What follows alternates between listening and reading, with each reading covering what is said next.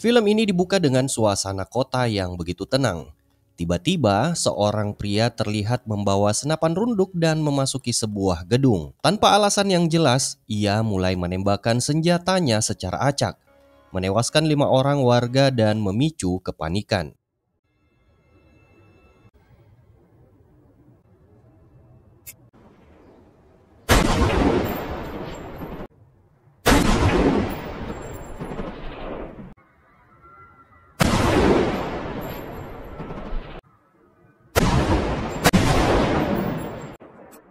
Setelah melakukan aksinya, pria tersebut segera melarikan diri dari lokasi. Tak lama setelah kejadian, polisi tiba di lokasi penembakan. Mereka menemukan beberapa barang bukti mulai dari koin bekas yang digunakan untuk membayar parkir hingga selongsong peluru dari pelaku. Berdasarkan dari hasil identifikasi forensik, polisi dengan mudah mengetahui pelaku dari hasil sidik jari pada koin tersebut. Sidik jari itu ternyata milik seseorang bernama James Barr. Untuk itu polisi dengan cepat segera bergerak menuju kediaman James Barr. Di sebuah ruangan, seorang polisi bernama Emerson menemukan sebuah mobil van putih dengan plat nomor yang identik dengan kendaraan yang terekam kamera pengawas di sekitar gedung tempat kejadian. Tidak hanya itu, Emerson juga menemukan sejumlah barang bukti lain, termasuk berbagai peralatan dan selongsong peluru yang cocok dengan barang bukti dari lokasi penembakan. Dengan bukti-bukti yang kuat, polisi meyakini bahwa James Barr adalah pelaku penembakan tersebut. Ia pun langsung dibawa ke kantor polisi untuk menjalani proses interogasi. Sesampainya di ruang interogasi, Emerson segera mendesak Barr untuk mengakui perbuatannya. Ia mengancam bahwa jika Barr tetap bungkam, maka penyiksaan tak bisa dihindari. Namun Barr yang terus ditekan tampak kebingungan. Ia hanya terdiam, tak mengucapkan sepatah kata pun. Ia justru mengambil secari kertas dan menuliskan, "Cari Jack Reacher." Tak lama kemudian Emerson berbicara dengan seorang jaksa bernama Rodin tentang sosok Jack Reacher. Emerson menjelaskan bahwa Jack Reacher adalah mantan polisi militer yang memiliki segudang pengalaman dan penghargaan yang ia terima di luar negeri. Selain memiliki latar belakang militer yang mengesankan, Reacher juga dikenal sebagai analisator yang ulung. Emerson juga menjelaskan kalau Jack Reacher kini sulit ditemui sebab hidupnya tidak menetap dan sering berpindah-pindah tempat tanpa sedikit pun jejak yang bisa dideteksi. Dan seseorang mungkin bisa menemuinya, kecuali ia yang ingin mendatanginya sendiri. He's not under his real name. Record's clean. Fine, gotta be wanted for something. His record is clean. Emerson dan Rodin yang tengah membicarakan sosok Jack Reacher tiba-tiba dikejutkan oleh kedatangan Reacher itu sendiri. Tanpa banyak bicara, Reacher langsung menuju sel tempat Barr ditahan. Ia mendapati Barr dalam kondisi koma akibat dipukuli oleh sesama tahanan. Untuk itu, Reacher menanyakan bagaimana mungkin hal ini bisa terjadi. Apakah memang tahanan tidak mendapatkan pengawasan? Ungkap Reacher. Rodin pun melanjutkan kalau hal tersebut adalah sebuah kesalahpahaman, sehingga akan melanjutkan interogasinya setelah Barr siuman. Tak lama kemudian, Rodin balik bertanya kepada Reacher, "Mengapa Barr menuliskan namamu? Apakah kau saksi dari kejadian ini?" Namun Reacher tidak memberikan jawaban apapun. Alih-alih menjelaskan, ia justru meminta untuk melihat barang bukti yang ditemukan polisi. Namun permintaan itu ditolak oleh Rodin. Reacher yang tidak mendapat jawaban apapun memilih pergi. Di sisi lain, Emerson dan Rodin yang masih penasaran membuntutinya hingga keluar ruangan. Di sana mereka kembali mendesak Reacher dengan pertanyaan yang sejak tadi belum ia jawab. Oleh karena itu, Emerson dan Rodin berkesimpulan kalau Reacher bersahabat dengan Barr, meskipun Reacher sendiri menyangkalnya. Beberapa saat kemudian, seorang wanita bernama Helen Rodin datang menghampirinya. Ia adalah putri dari jaksa Rodin yang merupakan pengacara untuk mendampingi James Barr dalam proses hukum. Helen kemudian bertanya langsung kepada Reacher, apakah ia benar teman Barr dan datang untuk membantunya. Namun, Reacher tetap menyangkal dan menegaskan bahwa kedatangannya bukan untuk membantu Barr.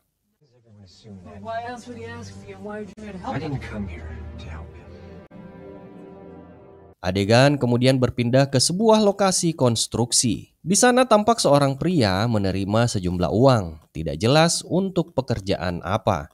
Setelah itu pria tersebut menelpon seorang bernama Linsky. Dari percakapan di ponselnya terdengar nama Jack Reacher disebut, seolah pria itu memang disewa untuk membuntuti jejak Reacher. Sementara itu di sebuah kafe, Reacher dan Helen tengah berbincang. Mereka membicarakan nasib James Barr yang terancam hukuman mati. Helen menjelaskan bahwa ayahnya Jack Rodin dikenal sangat tangguh dalam menangani kasus-kasus besar, terutama hukuman mati, dan ia nyaris tak pernah kalah. Namun Helen mengaku tidak ingin melihat Barr dihukum mati, terutama jika ada kemungkinan bahwa ia tidak bersalah. Reacher yang tahu kalau pembicaraannya direkam segera mematikan alat perekam tersebut, lalu melanjutkan pembicaraan secara pribadi. Ia mulai bercerita bahwa dulunya James Barr adalah seorang penembak jitu yang ditugaskan di Irak. Barr menjalani pelatihan intensif, bahkan bisa menembakkan hingga 2.000 peluru setiap minggunya. Selama bertugas di Irak, Barr hanya ditugaskan untuk mengawasi aktivitas warga sipil yang ada di sana melalui bidikan teropong senjatanya. Dan itu ia lakukan hampir 24 jam non-stop. Dan setelah 2 tahun Barr menjalankan tugasnya, ternyata ia tak pernah sekalipun diperintahkan untuk melakukan tembakan. Hingga tiba-tiba semua pasukan akhirnya ditarik dari Irak dan semua berakhir begitu saja. Menurut Reacher, pengalaman itu pasti meninggalkan sesuatu yang lain di hati Barr. Seakan emosi yang tak pernah ia luapkan dan harus ia pendam. Bertahun-tahun ia berlatih untuk menjadi penembak jitu, tapi tak pernah sekalipun diuji dalam situasi nyata. Hingga akhirnya terdengar kabar bahwa James Barr benar-benar melepaskan tembakannya dan menewaskan 4 orang dengan senjatanya, lalu menutupi jejaknya dengan sangat rapi. Namun kasus itu berhasil diungkap oleh Jack Reacher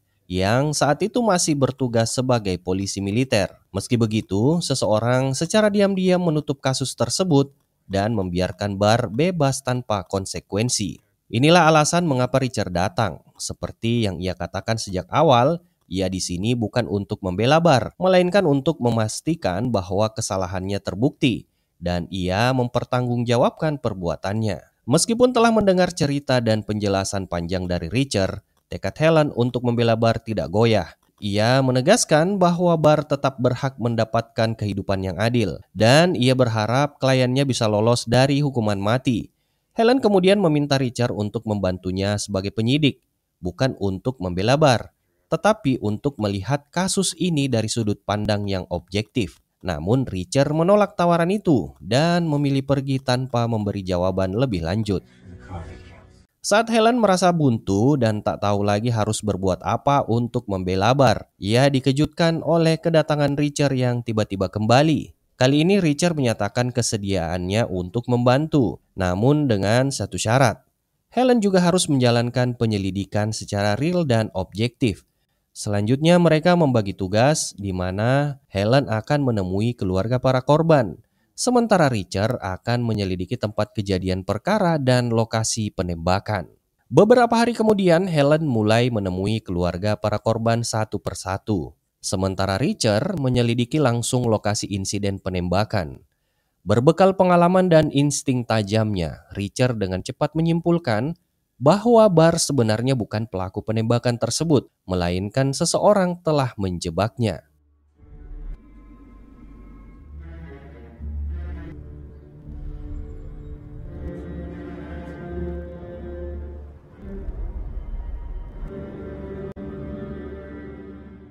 Tanpa membuang waktu, Reacher pun menemui detektif Emerson yang menangani kasus Barr untuk melihat langsung barang bukti. Dari hasil pengamatannya, Reacher merasa ada kejanggalan. Ia menyampaikan bahwa seorang pembunuh terlatih tidak mungkin menyempatkan diri untuk membayar parkir sebelum melakukan aksinya. Hal yang menurutnya sangat tidak masuk akal.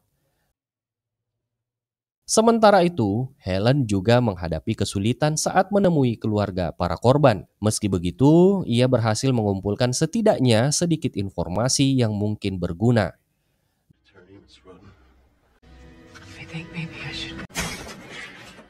Namun tak lama, ayahnya si Jack Rodin datang dan memintanya untuk menghentikan penyelidikan tersebut. Di sisi lain, Reacher yang tengah berada di sebuah bar didatangi oleh seorang wanita yang mencoba mengajaknya berkenalan. Wanita itu memperkenalkan diri sebagai Sandy. Richard menanggapinya dengan ramah, namun ia tidak menyebutkan nama aslinya, melainkan memperkenalkan diri sebagai Jimmy. Di tengah obrolannya itu, Sandy tiba-tiba menggoda dan mengajaknya untuk ke tempat lain yang lebih sunyi. Namun Richard menolaknya. Dengan santai ia mengatakan kalau ia tidak punya uang untuk membayarnya. Alhasil, Sandy pun langsung tersinggung dan berkata bahwa dirinya bukanlah seorang cewek nakal. Perkataan Richard ternyata didengarkan oleh teman-teman Sandy. Merasa temannya dilecehkan, mereka segera mendatangi Richard dengan maksud memberi pelajaran. Namun Richard tetap tenang dan justru mempersilahkan mereka untuk keluar dari bar agar tidak membuat keributan di dalam. Saat di luar, mereka yang tadinya mau menghajar Richard, justru merekalah yang babak belur.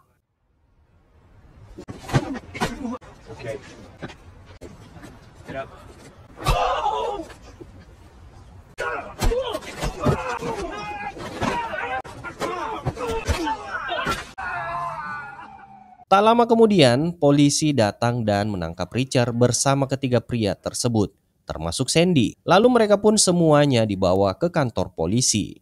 Saat di kantor polisi, Richard pun dihampiri oleh Emerson dan Helen. Emerson yang sejak awal memang tak menyukai Richard, menunjukkan ekspresi yang tidak senang. Ia memberitahu bahwa ketiga pria yang terlibat perkelahian dengannya mengalami luka yang cukup serius. Namun Richard menanggapinya dengan nada santai, bahkan terkesan menyindir. Apa ada yang sudah mati? Merasa dipermainkan, Emerson tak membalas sepatah kata pun. Ia langsung berbalik dan pergi meninggalkan Richard dan Helen di ruangan itu. Setelah itu, Richard dibebaskan berkat campur tangan Helen. Namun ia tetap curiga pada Sandy dan 5 pria yang mengaku saudaranya. Richard yakin ada seseorang yang mengirim mereka untuk menyingkirkannya. Terlebih polisi muncul setelah perkelahian itu, seolah semuanya sudah diatur. Helen pun tak banyak menanggapi, ia sendiri mulai pesimis. Semua data yang berhasil ia kumpulkan menunjukkan bahwa para korban penembakan adalah warga tak bersalah, sehingga pembelaan terhadap Bar kian sulit. You don't really think I'm gonna... Yeah, absolutely. Adegan pun berpindah memperlihatkan sosok yang selama ini memata-matai Richard. Terungkap kalau ia adalah orang yang sebelumnya memerintahkan untuk membuat keributan di bar. Di saat yang sama, ia terlihat sedang bertemu dengan atasannya, seorang pria bernama Zack, yang juga adalah pemilik perusahaan Lavender. Di mana Zack inilah dalang dari aksi semua kekacauan tersebut. Di sini, Zack terlihat begitu kesal dan menghukum salah satu anak buahnya dengan memerintahkannya untuk menggigit jarinya hingga putus. Namun ternyata ia tidak sanggup dan menolak melakukannya. Hal itu justru membuat Zack semakin marah. Jadi tanpa ragu Zack pun memerintahkan kepada asistennya untuk menembak pria itu saat itu juga.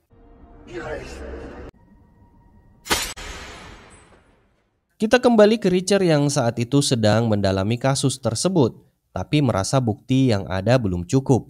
Makanya ia pun mencoba mendatangi sebuah toko perlengkapan mobil, yang rupanya toko tersebut adalah tempat bekerja wanita yang bernama Sandy, wanita yang sebelumnya mencoba menjebaknya di bar.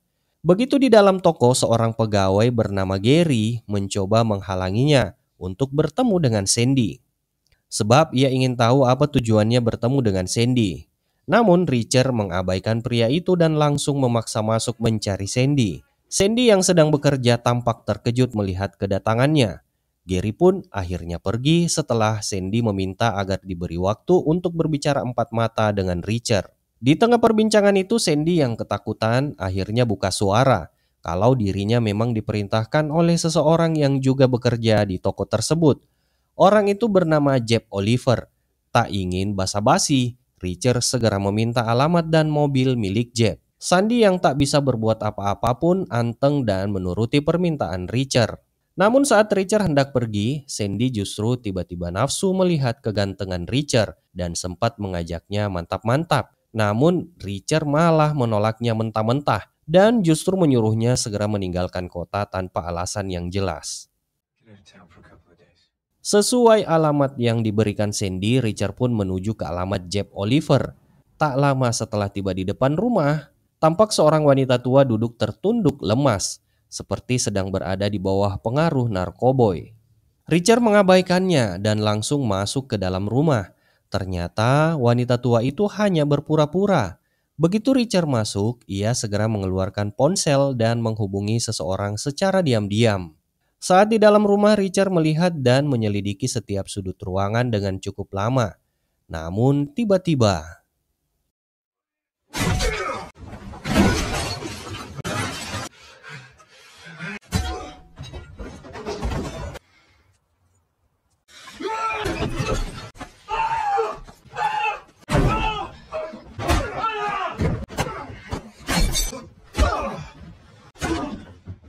Richard disergap oleh sekelompok pria yang ternyata adalah teman-teman Jeb Oliver. Namun berkat keahlian bertarungnya, ia berhasil melumpuhkan mereka dengan mudah. Salah satu dari mereka yang gagal melarikan diri akhirnya diinterogasi. Dan dari keterangan itulah, Richard menyimpulkan bahwa bos mereka, Jeb Oliver, kemungkinan besar telah dibunuh untuk menghilangkan jejak. Di sisi lain, semakin Richard menyelidiki kasus James Barr, semakin banyak kejanggalan yang ia temukan. Saat meninjau langsung lokasi penembakan, ia mulai meragukan tuduhan terhadap Barr. Bagi Richard, seorang penembak jitu sekelas James Barr seharusnya tidak mungkin melakukan kesalahan fatal, seperti satu tembakan yang meleset dari 6 peluru yang dilepaskan. Posisi tembakannya pun terasa janggal dan tidak mencerminkan gaya menembak Barr yang ia kenal saat masih di militer. Semua ini semakin diperkuat dengan fakta bahwa banyak orang termasuk Jeb Oliver dan kelompoknya berusaha menyerangnya, seolah ingin menggagalkan penyelidikan. Hal itu membuat Richard yakin bahwa James Barr telah dijebak. Kini ia mulai memahami alasan mengapa Barr menyebut namanya saat ditangkap. Barr ingin agar Richard menyelidiki kasus ini lebih dalam. Karena ia tahu hanya Richard yang mampu mengungkap kebenaran dan membuktikan bahwa ia bukanlah pelaku pembunuhan tersebut. Helen yang mendengarkan penjelasan Richard tak bisa menyembunyikan rasa kagumnya. Ia terkesan dengan kecerdasan dan ketajaman analisis yang dimiliki Richard. Helen juga menyayangkan bahwa Richard memutuskan pensiun terlalu cepat dari dinas polisi militer. Keduanya pun melanjutkan penyelidikan, berusaha mengungkap siapa sebenarnya dalang di balik kasus pembunuhan yang menjadikan James Barr sebagai kambing hitam. Setelah melalui serangkaian diskusi mendalam dengan Helen, Richard akhirnya berhasil mengungkap sosok yang menjadi dalang utama. Ia adalah pemilik perusahaan konstruksi Lebender. Bos Lebender dengan sengaja membunuh 4 orang secara acak sebagai pengalihan, lalu menyisipkan satu target utama di antara korban, yaitu pemilik perusahaan online Archer, sebuah perusahaan konstruksi pesaing. Motifnya jelas, mereka ingin mengambil alih perusahaan tersebut, namun sang pemilik menolak menjual. Karena itulah, bos Lebender menyewa penembak jitu untuk menyingkirkan sang pemilik Archer secara diam-diam.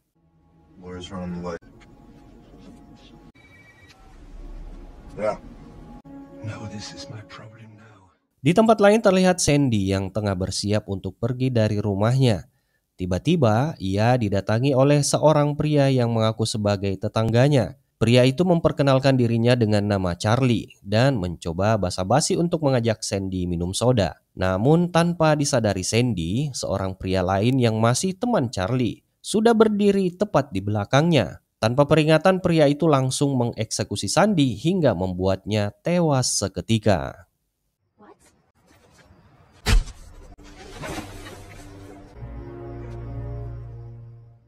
Tak lama setelah kejadian, detektif Emerson bersama tim kepolisian tiba di lokasi kejadian. Mereka menemukan jasad Sandy terbuang di tempat sampah, tepatnya di sekitar area tempat Richard sebelumnya menginap. Saat itu pula Richard yang kebetulan sedang dalam perjalanan kembali melihat evakuasi jenazah yang dilakukan oleh pihak berwenang. Richard pun meyakini bahwa korban tersebut adalah Sandy dan menyimpulkan bahwa pembunuhan ini bukan hanya untuk menyingkirkan saksi, namun perkara kalau ia juga akan menjadi korban pembunuhan berikutnya. Richard yang saat itu masih berada di dalam mobil tak jauh dari tempat penginapannya, memperhatikan detektif Emerson keluar dari pintu depan. Melihat gelagat Emerson yang mencurigakan, Richard mulai curiga bahwa sang detektif memiliki niat buruk. Ia pun bersiap-siap untuk segera melarikan diri jika terjadi sesuatu. Dugaan Richard ternyata tepat. Begitu Emerson melihat keberadaannya, ia langsung mengajukan pistol dan berteriak, menuduh Richard sebagai pelaku pembunuhan Sandy. Tanpa berpikir panjang, Richard segera menginjak pedal gas dan melesat pergi. Hingga kejar-kejaran pun terjadi. Richard terus memacu kendaraannya dengan kecepatan tinggi, berusaha lolos dari kejaran polisi. Namun di saat yang sama, ia juga tengah mengejar Charlie, pria yang diyakininya sebagai pembunuh Sandy.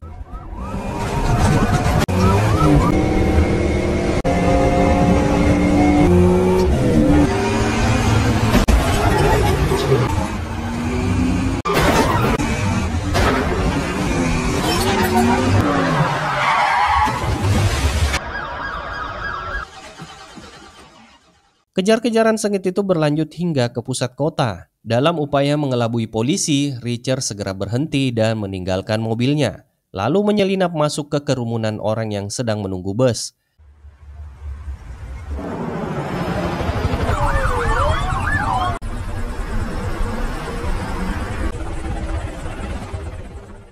Sementara itu, Emerson yang gagal menangkap Richard datang menemui Helen bersama Rodin. Mereka mencoba mencari tahu keberadaan Richard dan memberitahu Helen bahwa Richard telah melakukan sejumlah pelanggaran hukum. Mereka mendesaknya untuk bekerja sama dan memberikan informasi. Namun Helen dengan jujur mengatakan bahwa ia tidak tahu di mana Richard berada. Tak lama kemudian, telepon Helen berdering. Ternyata yang menelpon adalah Richard. Ia menjelaskan bahwa dirinya telah dijebak dalam kasus pembunuhan Sandy. Pola yang sama persis dengan apa yang terjadi pada James Barr. Richard memperingatkan Helen untuk lebih berhati-hati karena ia mencurigai bahwa salah satu dari dua orang terdekat Helen, yaitu Rodin dan Emerson, mungkin terlibat dalam konspirasi ini. Ia juga mengaku telah membawa kabur mobil milik Helen dan memintanya untuk berpura-pura seolah mobil itu hilang. Richard berjanji akan segera menuntaskan kasus ini dan membersihkan namanya.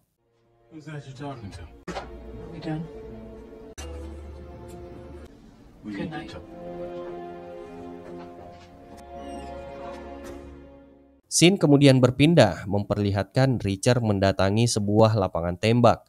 Di sana, ia bertemu dengan pemilik tempat tersebut yang bernama Martin. Richard berpura-pura sedang mencari temannya bernama James Barr, dengan harapan bisa menggali informasi tentang siapa penembak terbaik yang pernah berlatih di sana.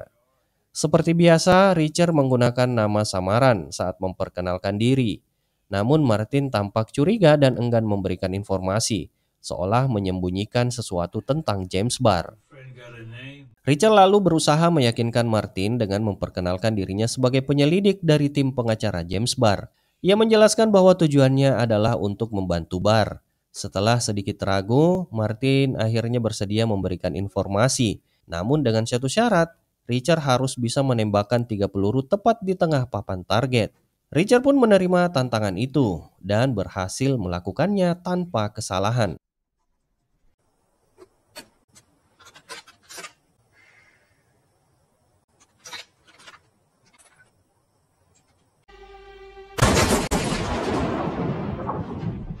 Sesuai janjinya, Martin mulai membuka suara. Ia mengatakan bahwa James Barr adalah penembak terbaik yang pernah berlatih di tempatnya.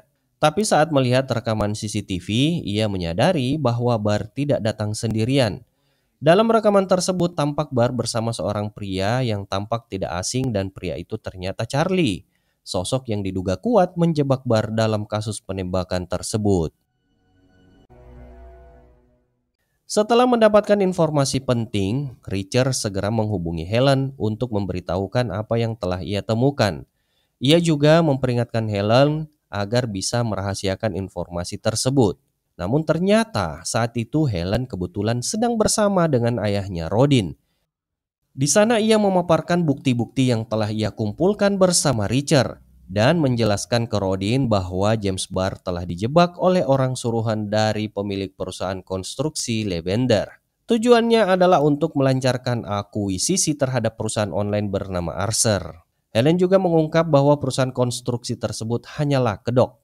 yang digunakan untuk menutupi praktik penyalahgunaan dana publik, termasuk korupsi berskala besar. Anehnya tidak pernah ada audit atau pemeriksaan dari pemerintah terhadap perusahaan tersebut. Mendengar semua itu, Rodin tidak setuju. Ia menuduh Helen kalau data yang ia paparkan tadi semuanya ngawur yang menurutnya tidak masuk akal. Respon ayahnya yang menolak mentah-mentah semua penjelasan membuat Helen begitu kesal. Dan barulah Helen menyadari kalau ayahnya sendiri mungkin terlibat dalam kejahatan yang dilakukan oleh perusahaan konstruksi tersebut. Kemudian Helen bergegas pergi dari ruangan. Saat ia masuk ke dalam lift, tiba-tiba seseorang menahan pintu yang hampir tertutup dari luar. Orang itu ternyata adalah detektif Emerson. Tanpa disangka Emerson jugalah bagian dari konspirasi ini. Ia adalah kaki tangan dari Zack, pemilik perusahaan Lavender. Makanya ia begitu benci melihat Richard yang menyelidiki kasusnya. Nah, karena panik, Emerson pun segera mengeluarkan alat setrum dan menyetrum Helen hingga ia pingsan. Kemudian dibawalah Helen ke markas Zack. Di sisi lain, Richard terlihat berada di sebuah klub malam. Ia segera menelpon Helen, namun tak disangka yang menjawab teleponnya adalah Charlie. Lewat telepon, Charlie memberitahu bahwa ia telah menyandera Helen, lalu memberikan alamat lokasi untuk memancing Richard datang. Tak ingin membuang waktu dan ditemani oleh Martin, Richard pun tiba di lokasi yang dimaksud. Ia mulai mengamati situasi di sekitar gudang tempat Helen ditahan. Terlihat Charlie bersama beberapa anak buah Zack sedang berjaga dengan senjata lengkap. Sementara Richard hanya dibekali sebilah pisau oleh Martin. Ia mendekati markas mereka dengan cara yang tidak biasa. Sementara itu di tempat lain, Martin berinisiatif untuk membantu Richard dengan mengawasi pergerakan dari kejauhan. Dalam aksinya, Richard mengemudikan mobilnya secara mundur dengan kecepatan tinggi menuju markas Zack. Melihat itu, Charlie dan anak buahnya mengira Richard datang dengan sembrono. Mereka pun langsung memberondong mobil Richard dengan tembakan. Di sisi lain, rencana Richard juga tidak berjalan mulus. Mobilnya tiba-tiba berhenti setelah menabrak batu besar yang mengganjal di belakang, membuatnya menjadi sasaran empuk. Charlie bersiap menembak, tapi beruntung Martin yang mengawasi dari kejauhan segera bertindak. Ia melepaskan tembakan ke arah Charlie dan anak buahnya untuk mengalihkan perhatian. Richard memanfaatkan momen itu. Ia berhasil keluar dari mobil dan segera berlari mencari perlindungan, menghindari tembakan tersebut. Dengan cepat, ia menyerang salah satu anak buah Zack dan merebut senjatanya.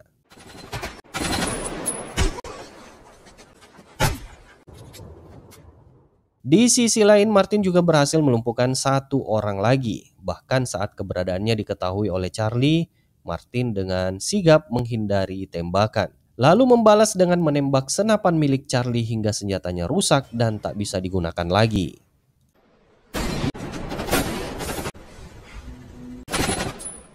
Richard kemudian bergerak cepat, mendobrak masuk ke sebuah bangunan yang ia curigai sebagai tempat Helen disandra. Namun saat memeriksa ke dalam, ia tidak menemukan siapapun. Yang ia temukan hanyalah sebuah petunjuk, peta lokasi yang menunjukkan keberadaan kantor utama tak jauh dari ruangan tersebut. Tanpa membuang waktu, Richard segera menuju ke lokasi itu. Sementara itu, Martin mengendarai mobilnya mendekati markas musuh dan berhasil mengelabui mereka. Sementara Richard dengan cepat dan presisi melumpuhkan para penjaga satu persatu.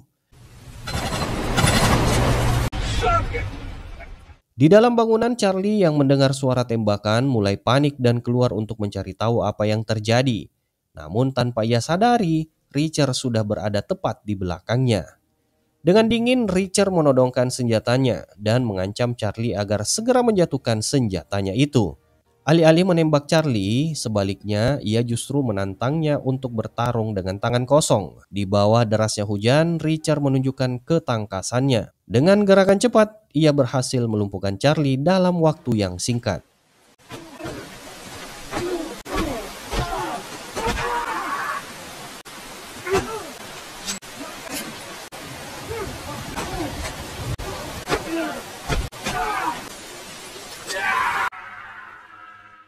Emerson yang menyadari situasi mulai memburuk langsung mengeluarkan 2 pistol. Satu diarahkan ke pintu untuk bersiaga menembak siapapun yang masuk, sementara pistol lainnya ia tujukan langsung ke arah Helen.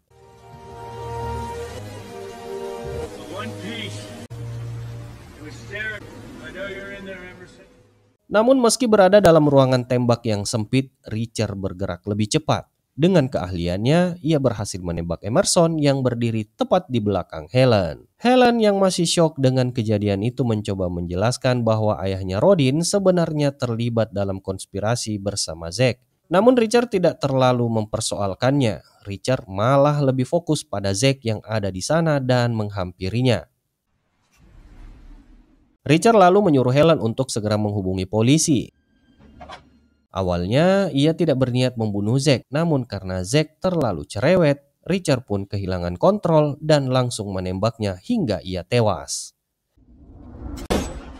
Helen yang masih menelpon polisi terkejut menyaksikan hal itu. Ia tak menyangka Richard akan mengambil tindakan sejauh itu, membuatnya semakin bingung dengan cara menyelesaikan kasus James Barr. Apalagi kini ia juga harus membersihkan nama Richard, namun Richard terlihat tenang. Ia tidak terlalu mempermasalahkan semuanya dan mempercayakan sepenuhnya kepada Helen untuk menyelesaikan apa yang tersisa. Tak lama setelah itu Richard pergi bersama Martin sebelum polisi tiba di lokasi.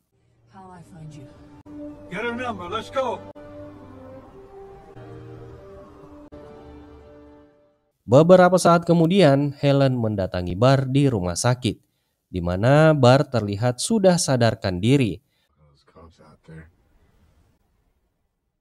Sementara Richard terlihat pergi meninggalkan kota dengan menaiki sebuah bus dan kembali menghilang dari peredaran. Hingga akhirnya film pun selesai. Terima kasih sudah menonton, semoga kalian terhibur. Sampai jumpa di alur film seru lainnya and bye-bye.